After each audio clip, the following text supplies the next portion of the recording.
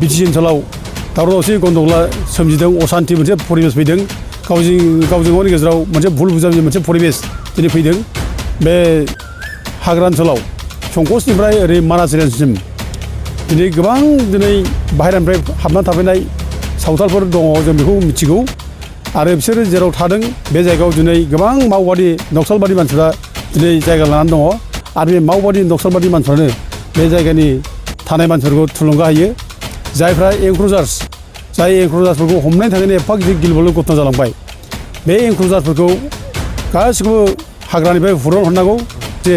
1931 सनाव बिसोर बे जायगायाव गैयाब्ला बिसोर बे जायगायाव थानायनि फिसा अधिकार गैया बिसोर फरेस्ट राइट्स एक्टजों बिसोर गनायजानाय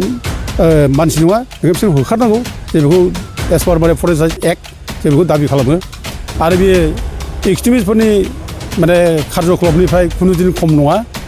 बिटिसिनिफ्रायबो जाहाथे खुनु रावनोबो हा हु होआ फरेस्ट माने कनजारभेसन एक्ट 1980 रुल्स बादियै जाहाथे रावनोबो हा होआ हाग्रामा महिलाया गोरा जानांगौ बिदिनो खालामोब्ला हाग्रामा महिलाया बिटिसि सिबा मात्र डिसिफोरनाव लिरनांगौ চেঙ্গেল অভিযানৰ হৈ ধন্যবাদ আৰু কৃতজ্ঞতা জনাইছোঁ বিশেষকৈ আজি আমি আদিবাসী চেঙ্গেল অভিযান অসম ৰাজ্যিক সমিতিৰ হৈ এই সভাপতি চহন হেমব্ৰমে এই সংবাদমেল আয়োজন কৰাৰ মূল বিষয়টো হৈছে আপোনালোকে জানে যোৱা 16 এপ্ৰিল তাৰিখে চিৰাং জিলাৰ ৰণিখাতা ৰেঞ্জ অফিচৰ সন্মুখত যি ঘটনাটো হৈছে এই ঘটনাটো সঁচাকেই যি হ'ব নালাগিছিল সেইটো হৈছে তাৰ আঁৰত বহু কথা লুকাই আছে কিন্তু বিশেষকৈ আজি আমি এই সংবাদমেল আয়োজন কৰাৰ মূল বিষয়টো হ'ল যে যি এজন কোনটো সংগঠনৰ হয় আমি ইমান স্পষ্ট হ'ব নোৱাৰি হোৱা নাই কাৰণটো হ'ল যে যি দেউৰে দেখ্ৰাপ নাৰ্জাৰীয়ে যি এটা সংবাদ মাধ্যমত আৰু তেওঁ ডিচিকো অভিযোগ কৰিছে বিটিসি প্ৰধান হাগ্ৰামা মহিলাৰ মহোদয়কো মেমৰেণ্ডম প্ৰদান কৰিছে যে উক্ত ঘটনাৰ লগত মাওবাদী বা নক্সালবাদী জড়িত থকাৰ কাৰণে তেনেকুৱা হৈছে বুলি তেওঁ কৈছে সেই তেখেতৰ সেই বাক্যটোক আমি ধিক্কাৰ জনাইছোঁ নিন্দা কৰিছোঁ এইটো কোনোপধ্যে হ'ব নোৱাৰে উক্ত ঘটনাৰ মূল বিষয়টো আপোনালোকে নিশ্চয় জানে কিয় হৈছে ফৰেষ্ট ডিপাৰ্টমেণ্টে কিছুমান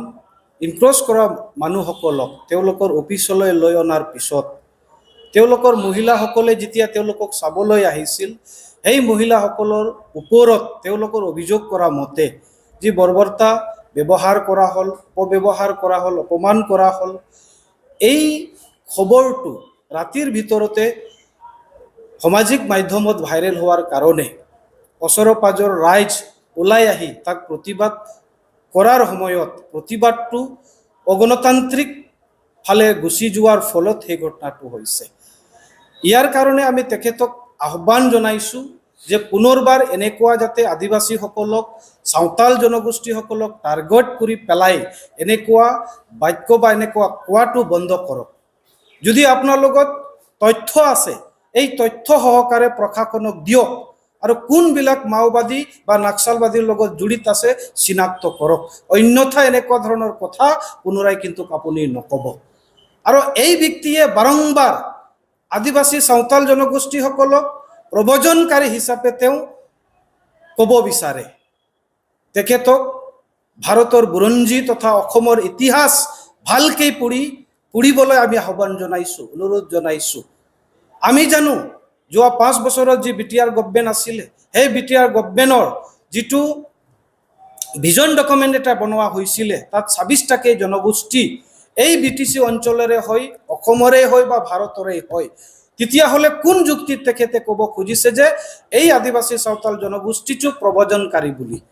ইয়াৰ কাৰণে তেখেতক পুনৰাই এনেকুৱা ধৰণৰ বক্তব্য প্ৰদান নকৰিবলৈ আমি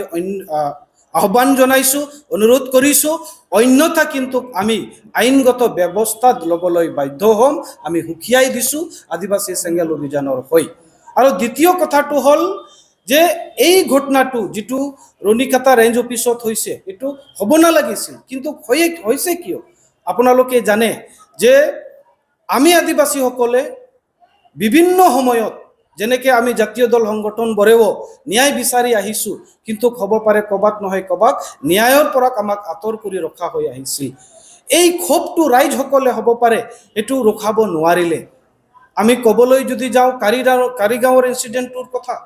তাত দুজন আমাৰ মানুহ মৃত্যু হ'ল। 20 তাৰিখৰ দিনা তেওঁলোকৰ কিছুমান লোকে কি কৰিলে, নিৰ্দোষী লোকৰ 29খন ঘৰ জ্বলাই দিলে। তাততো আমি কোৱা নাই ইয়াত কোনোবা NDFB জড়িত আছে বা উগ্ৰপন্থী জড়িত আছে, আমিতো কোৱা নাই, আমিতো কাকো দোষাৰোপ কৰা নাই। যিসকলে সেই বেয়া কাম কৰিছে তেওঁলোকক আৰক্ষী প্ৰশাসনে নিশ্চয় কৰায়ত্ব কৰিব, এইটো আমাৰ বিশ্বাস আইনৰ ওপৰত। কিন্তু এই দেওৰাদা খাপ নাৰ্জাৰীৰ দৰে মানুহ কিন্তু এই সমাজখনক বা আমাৰ জনগোষ্ঠীটোক বিপথে পৰিচালিত কৰিব বিচাৰিছে, সেইটো আমি অনুভৱ কৰিছোঁ। আৰু এনেকুৱা মানুহ যদি আৰক্ষী প্ৰশাসনে দমন নকৰে তেতিয়াহ'লে নিশ্চয় অনাগত দিনত যোৱা সময়ত যেনেকৈ গোষ্ঠীগত সংঘৰ্ষ হৈছে তেনেকুৱা গোষ্ঠীগত সংঘৰ্ষৰ সম্ভাৱনাও হ'ব পাৰে বুলি আমি সন্দেহ কৰোঁ। কাৰণ তেওঁৰ যি বাক্য, তেওঁৰ যি কোৱা, তেওঁৰ যিটো এংগেল, সেই এংগেলটো কেতিয়াও সমৰ্থনযোগ্য নহয়। ইয়াৰ কাৰণে আমি